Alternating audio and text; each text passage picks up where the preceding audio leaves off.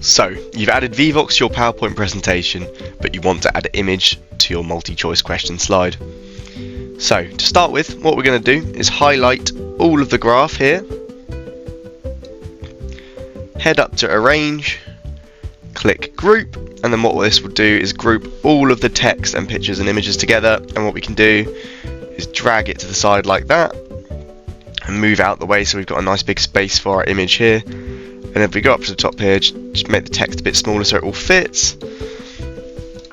And then if we paste our image in here, and move over here, we can then see obviously that it all fits on the page nicely. And what you want to make sure to do afterwards is go up to Arrange again and ungroup. It's important to ungroup, otherwise Vevox will not recognise this as a question slide. Do the same over here if you want as well.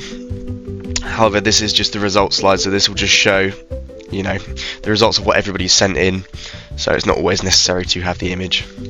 But just for the sake of going over it again, highlight, arrange, group, move it to how you would like it, do the text a bit smaller, put your image in,